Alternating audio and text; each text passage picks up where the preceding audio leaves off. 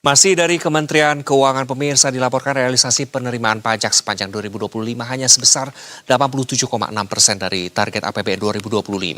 Tercatat ada kontraksi pada angka neto, namun angka bruto mencatatkan peningkatan.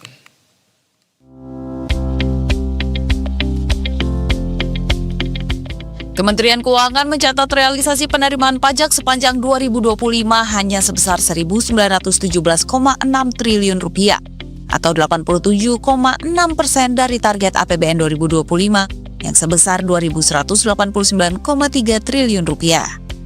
Capaian tersebut lebih rendah jika dibandingkan realisasi penerimaan pajak 2024 yang mencapai 1.932,4 triliun rupiah. Wakil Menteri Keuangan Suhasil Nazara menjelaskan secara neto penerimaan pajak 2025 tercatat mengalami kontraksi dibandingkan dengan tahun sebelumnya. Angka neto penerimaan pajak adalah minus 0,7%. Jadi di bawah 2025 itu di bawah 2024. Meski secara neto mengalami kontraksi, penerimaan pajak secara bruto justru menunjukkan pertumbuhan. Hingga akhir 2025, penerimaan pajak bruto tercatat mencapai 2.278,8 triliun rupiah, naik 3,7% dibandingkan realisasi 2024 sebesar 2.197,3 triliun rupiah.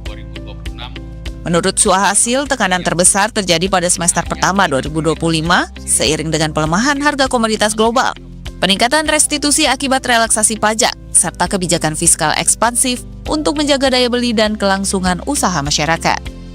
Namun demikian, kinerja penerimaan pajak mulai menunjukkan perbaikan pada semester kedua 2025. Sejumlah jenis pajak yang sempat tertekan pada paruh pertama tahun kembali mencatatkan pertumbuhan. Namun kalau kita bagi antara semester 1 dengan semester 2, ini yang di sebelah kanan. PPh badan itu kalau Q1-nya itu minus 10% dibandingkan 2024. Q2-nya membaik 2,3. PPh orang pribadi dan PPh 21 juga seperti itu. Semester 1 minus 19,4%, semester 2 membaik ke 17,5%.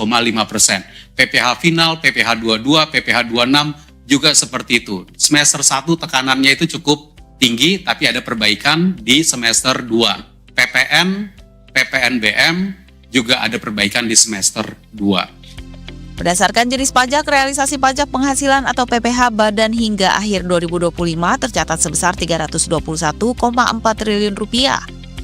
Penerimaan PPh orang pribadi dan PPh pasal 21 mencapai 248,2 triliun rupiah. Sementara PPh final, PPh pasal 22 dan PPh pasal 26 terkumpul 345,7 triliun rupiah. Adapun penerimaan pajak pertambahan nilai atau PPN dan PPNBM tercatat sebesar 790,2 triliun rupiah. Suhasil menegaskan perbaikan kinerja pada semester 2 tidak terlepas dari penyesuaian strategi Direktorat Jenderal Pajak, mulai dari penguatan edukasi, pengawasan, pemeriksaan, hingga penegakan hukum. Ini dinamika perekonomian yang tercermin di dalam penerimaan pajak kita.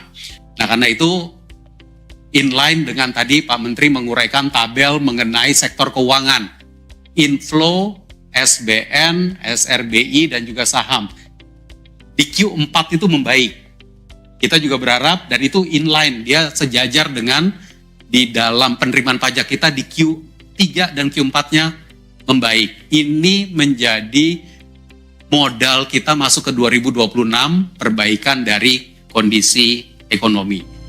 Jakarta, Adin Anugrah, Berita 1.